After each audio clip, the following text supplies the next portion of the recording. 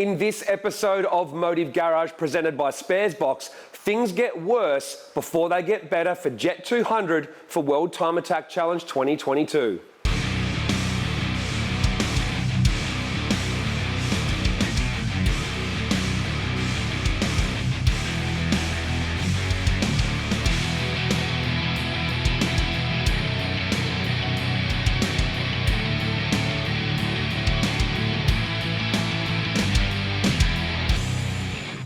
Eight days before World Time Attack Challenge, I wasn't expecting to be heading over to Red Sun Motorsport to pull the engine out of JET200 and pull it apart. But here we are. And the first thing you're going to ask is why? Well, if you saw our shakedown video at Pheasantwood, you'll know that we're pretty happy with the car, but there was one bit of data that we were really worried about, and that is oil pressure. Now, why have we got an oil pressure problem? Well, it's not a particular part causing an issue. It is a combination. Now, if you've been watching for a while, you know that we've been waiting for Nitto's SR20 billet oil pump to come out, and Matt Hanslow at Red Sun and myself are basically the first people to test out that on an SR20 VE. Now, first, I will say this, on a DET, from what we've seen, there are no issues. It is a VE problem that we're having. And let me explain. Now, the Nitto oil pump has similar sort of pressure as the VE pump, but way more flow due to the design that it has of the gears. And the problem that we're having is with all that flow, it's emptying the sump. Why is it emptying the sump? Well, I can answer that really simply as well. When you put a VE head onto an SR20 DET block, the rear oil drains, the big ones, don't line up. So it's only using the drains in the middle. And essentially, our SR20 thinks it's an RB. And what's happening is, on the dyno in one run, the car is fine. But as soon as we go through multiple gears, the oil getting trapped in the head simply isn't returning to the sump fast enough. So what happens? Your sump starts to empty. So basically, the flow of an SR20 Nitto oil pump combined with not having all of the oil drains when you have a V head on an SR20 means we are just starving the sump. Pretty glad I have an accumulator in that car, as that accumulator is probably what is saving that engine from terminal damage. So, long story short, on the dyno it's fine. When we hit the track and start going through the gears, we are emptying the sump. Now, we've been discussing around a few different ideas of how to solve this. One of them is to simply try and drill a hole in the head where that oil drain would normally be and run it to the sump. The other one is we pull the pump off and Jim can see whether or not he can modify it to have less flow, same pressure, but less flow. And the other idea that we're toying around with is just switching over to an SR20 VE pump with billet gears in it, because we know that works. So the first step, though, is to get the engine out and pull it apart, because if we want to get the oil pump off, we have to take off the girdle. So if we're taking the girdle off, we might as well check the bearings and have a look over things. So let's head over to Red Sun, get the engine apart and see how she looks.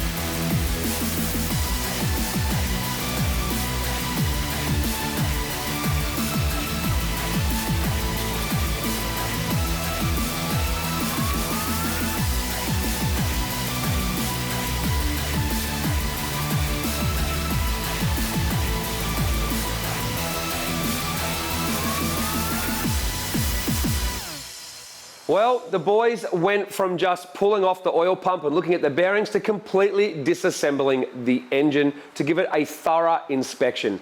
Now, there was a little bit of material in the oil, probably not too much to stress about, but they still wanted to inspect the bearings and they still looked okay. They did say there is some signs of excess oil pressure and excess oil flow to the bearings. We are going to replace them just to be on the safe side because the thing is apart already. Crank looks good, rods look good, everything inside the bottom end looks good. There is a little bit of extra wear on the camshafts, which means as oil pressure is dropping, it's not getting as much oil to the head, but the cams are still within spec to be able to put them back into the engine. One of the actual VVL rocker arms is going to be replaced because it has a little bit of extra wear on it as well. So you can see signs of a loss of flow and pressure in the head. So it is important to sort that out. But overall, the engine is good enough to put back together. So when it came to decide what to do with the oil pump, we basically had two options. We could give the Nitto pump back to Jim and see if he can reduce the flow, and we could also put a return line from the head to the sump and basically cross our fingers that that would work. But here's the thing. We need the car to work at World Time Attack, and now it's only 7 days away. So the decision was made was that the pump would go back to Nitto so they can do some more development on that pump before it's ready for sale.